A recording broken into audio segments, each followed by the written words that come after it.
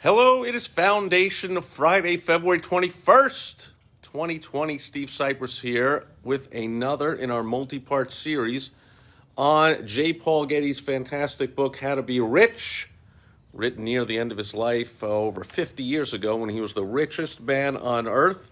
And today we start part two, where the first thing he talks about is what makes an executive, or you could say a leader. And he says, let's look at it this way. Business management may be so broadly defined as the art of directing human activities so as to carry out a business firm's policies and achieve its goals, whether it be general or specialized management, personnel, purchasing, production, or sales. The key, as I hold my phone with one hand and turn the page with the other, to all business management lies in the words directing human activities. And another term for that, as he says later on, is leadership. So the executive or the leader should conscientiously and loyally carry out the instructions you receive from those above. And for business owners, those are clients, customers, patients, members. Those are the ones above us. We work for them. They pay us.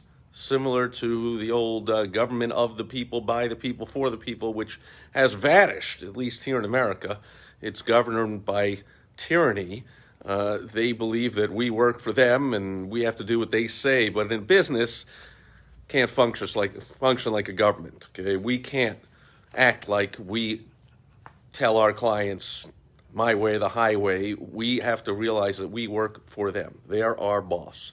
So we want to carry out their instructions, but, and this especially pertains to anyone who includes any kind of advice in your product or service, which ought to be everybody, pretty much. Anyone but the lowest level of a seller, like in a Walmart. Someone just buys something cheap, and they come in and they buy it and they leave. But even if you are a contractor, or certainly a professional attorney, a lawyer, a doctor, chiropractor, but a plumber, a heating and air, whatever it is, advice is part of what you're selling with your product or service. People might say, I want you to do such and such, but you might guide them and say, repairing this 15-year-old washer dryer it might not be a great idea. I know that's what you called me for and that's what you want, but it's going to cost about $800 for this part and the labor, and the thing's not going to last much longer, and you might as well get a new one. And so that advice, they can take it or leave it, but that advice is part of your job, right? So you follow the instructions, but this does not mean you should carry them out blindly like some mindless automation. If you are a good executive, it follows you will give careful consideration to the consequences of any of your actions. Now, this pertains in my case to being a consultant. I help small business owners generate more revenue and profits with a lot less stress and a lot more fun in their business. And so I am always giving advice and guidance, but that doesn't mean it's always taken or it's always put into use. So I have to understand that. However exalted any man's or woman's position, no one is infallible. Every board chairman is human, and even board chairmen are human and thus liable to make mistakes. An alert junior executive who recognizes errors, fallacies, or weaknesses in the orders he receives from his superiors, this would pertain again to a business owner who receives orders from your client, your customer, your patient, your member. They want you to do something, and you fail to call attention to the errors, fallacies, or weaknesses in those orders, in those requests, then you are not being conscientious or loyal to your customer, your client, your member, your patient. You're simply shirking your responsibility. And we will get into the rest of that chapter at the start of part two in next week's episode, but I want to expand on this a little bit as a consultant. So it takes courage to be the leader, to consult with somebody and basically, not really arguing or overriding, but, it takes the people skills and the art of persuasion, influence, sales, manipulation, whatever you want to call it.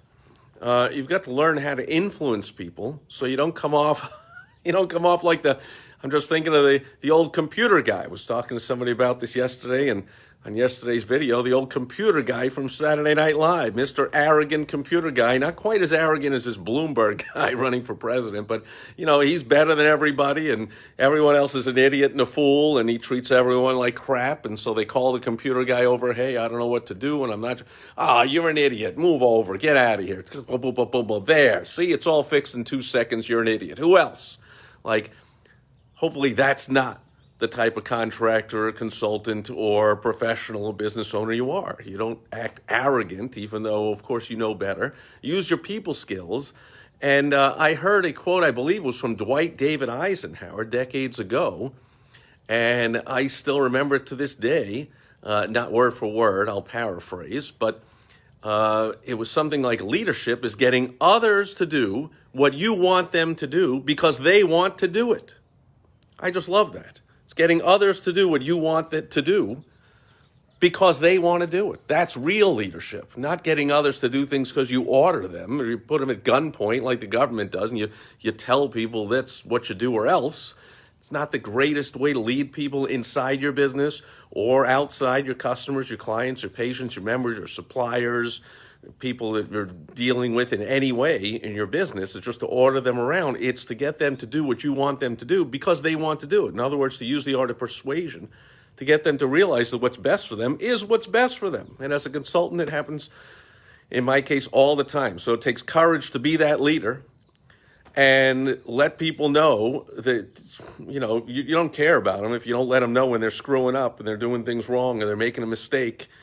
You're not being any long-term friend. You might, in the short term, get a nice smile and a thank you from them, but in the long term, then hey, how come he didn't tell me about the whatever, blah, blah, blah, in my car that was about to go in a month? He just said, hey, you came in for an oil change. I did an oil change. How come you didn't tell me about the whatever that was? It takes courage to point out something that is wrong, whether it's your prospect, your customer, your client, your patient, your member, your supplier, your employee, your partner, anybody at all. And as consultants, we know this on a daily basis. It takes that courage, but also takes courage to be the client, right? To be the follower, to be the employee.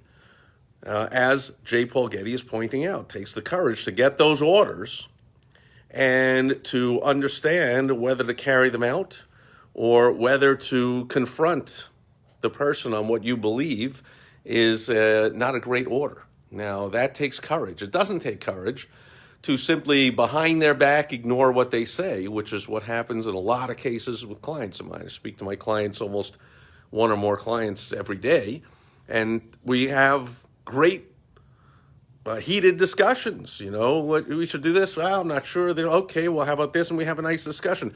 What doesn't take any courage at all is when they ask me for help, I give a suggestion, they just yes me to death, and then I see they don't do it. They don't take the action. They don't do it.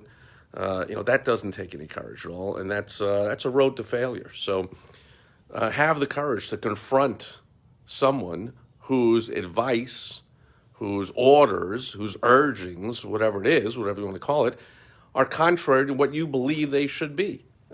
If you win the argument, you win the battle, at least you can discuss what you could do instead. But if you don't battle at all, then you might end up just making a big mistake, or you might end up winning really big. But either way, I think the better way to be is to have the courage to have that discussion, have that back and forth, find out why they want that, why they suggest that. Is there an alternative that I'd be more comfortable with? Why do you suggest that? Is there someone else you can point me to for a second opinion and to back that up? Because I'm just not sure that's the way to go, right? So it takes courage to lead, takes courage to follow, takes courage to be the owner of a business in any way. So I congratulate you, dear listener, viewer, reader, however you are consuming this, for owning your own business and being the backbone of the world's economic and therefore overall system of how things go. So that'll do it for Foundation Friday. Thanks for being here live, watching on the replay, and posting any kind of comments, questions, concerns, arguments, anything at all, wherever you're seeing, hearing, or reading this. I always respond when appropriate. And if you do want to have a talk and agree, disagree, complain, be happy, anything at all, you want to talk to me, you go to helpfromsteve.com. We'll get on the phone. We'll have a talk. And if you want, I will help you make more money, have less stress, and have more fun, because to me, that's what business ought to be all about. So my beautiful wife, Michelle, are heading out for the evening. No great sunset here where we are today because it's an overcast, cloudy day. Can't even see the sun. A rarity, an incredible rarity for here in almost always sunny Arizona. Hope it's fantastic where you are. Have a great weekend, and I'll catch you tomorrow on Social Media Saturday. Over and out. Bye-bye.